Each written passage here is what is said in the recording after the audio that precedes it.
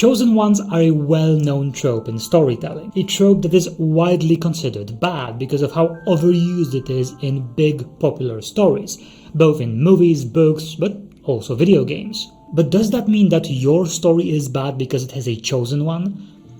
No, absolutely not. The chosen one is a trope, and just like any trope, and especially popular ones, it is very often used as a cheap writing tool to excuse bad writing. But there are amazing examples of how well this trope can be used to tell great stories, and in this video I will show you how. Let's start with what makes that trope fall apart.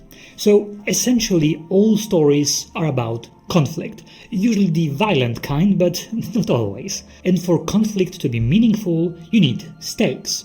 What happens when the main character will fail? If a hero is destined to save the world from the evil wizard, and he is chosen by prophecy and protected by divine powers, that means no matter what happens, it is essentially impossible for him to lose. So no matter what obstacles and bad things he will encounter on his journey to fulfill his quest, he will succeed no matter what, because he is the chosen one. All the problems along the way are meaningless. Every challenge is fake because, well, destiny will save the hero no matter what happens to him. And in addition to all of that, the main character is very often in danger of becoming a Mary Sue. And we often see that with the Chosen One characters, when we see various people around the Chosen One being magically attracted to him and believing in him because he's the chosen one. And that is the biggest problem with that trope. Not the idea itself, because again, as I said, the trope is just a writing tool and can be used effectively. It is very often a sign of bad writing because it is a get-out-of-free-jail card for all the problems that the main character will encounter. You don't need to work on character growth, you don't need to work on in-universe, logical, realistic explanation on how he survived impossible odds. You can just hand-wave an excuse that, well, destiny saved him. One of my favorite examples on how the trope of the chosen one is very well executed and actually enhances the story is in the Elder Scrolls 3 Morrowind. If you don't know, Morrowind is a fantasy story that takes place in Vvardenfell, which is an island in Morrowind, which is a province of the Empire that span an entire continent. Morrowind, the province, not the story, belongs to the Dunmer people, the Dark Elves. The island of Vvardenfell is under quarantine.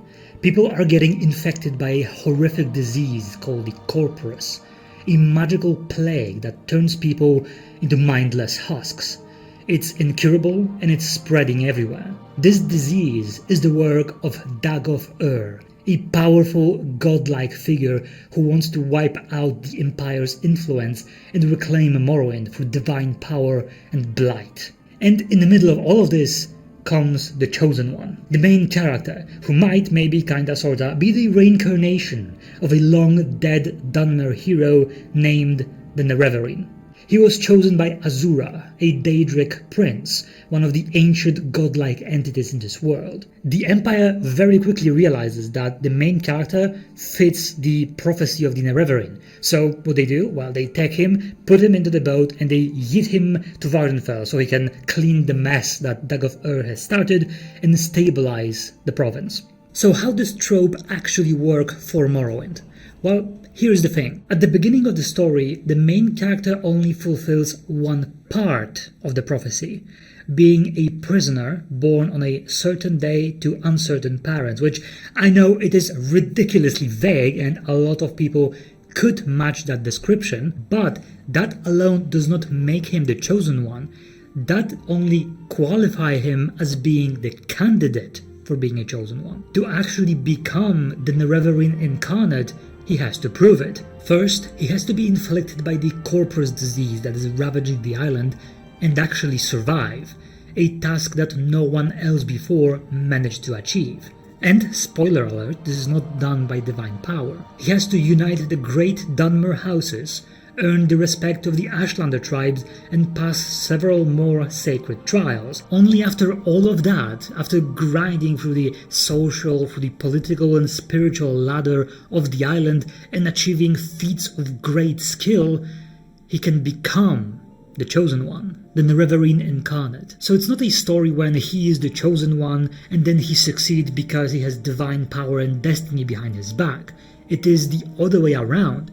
He succeeds through very hard work, through torment and through sacrifice, and because of that, he becomes the Chosen One. And what makes this even better is how the world treat him at first. No one respects him. He is just some random outlander dumped on a plague-ridden island with a prophecy hanging over his head. People are skeptical, dismissive, and sometimes even outright hostile. Even the Empire is not irrationally naive. The Empire wants stability in the province. The main character fulfills the baseline of the prophecy, and he has a chance of uniting the Dunmer against Dagoth-Ur. It does not matter if the Empire believes that the main character is the Chosen One. It matters if the locals believes that and if he can fix the mess. The main character cannot just sit on his ass and do nothing, because the island is being actively destroyed by Dagoth-Ur, and at the same time he cannot escape because the island is under heavy quarantine. And in case he fails, well, he was a disposable asset which costed the Empire 87 Imperial Drakes, which is cheaper than a piece of equipment worn by a common Imperial soldier. And if that plan doesn't work, well, the Empire have legions of soldiers stationed around the island, ready to crush Dagoth-Ur by force if it comes to that. But brute force will be expensive. It will cause a lot of casualties. It can very heavily strain the already fragile relation between the local province and the Empire administration center. And Dagoth-Ur is winning mostly through very slow attrition, so there is plenty of time. The Empire doesn't rely on the Chosen One. They still have a backup plan if the Chosen One will prove to be a fraud. This version of the Chosen One trope works because it earns the audience's respect. First, it doesn't diminish the main character's achievement. If anything, it magnifies them. He becomes the Chosen One after proving himself, not before. Second, the trope isn't used as a cheap excuse for bad writing. There are no absurd survivals or divine cheat codes to avoid obstacles. Third one, other characters don't magically follow him for no reason. He needs to earn their respect, their trust, and their loyalty. And finally, other factions and institutions, especially the strong ones, treat him realistically and pragmatically. The Empire calculated that it is worth using the prisoner as a potential solution to the conflict, and in case of failure, well, the Empire loses a disposable asset that was cheaper than a piece of chainmail. And they do have a backup plan that is ready in case of running out of other options. That is what makes the Morrowind's use of the Chosen One trope so effective. It doesn't break the world's logic. It respects factions and characters without making them irrationally naive or stupid. It keeps the story grounded in cause and effect, and, most importantly, it does respect you, its audience, to understand those dynamics without outright stating all of those things. It is a very good implementation of the Chosen One trope that actually enhances the story, and it is a great exploration of the Chosen One in a very complex geopolitical scenario. Speaking of geopolitics, I already have a video about regular politics, the backstabbing kind, that you can check out if you are already here. And that is all for today. See you when I see you.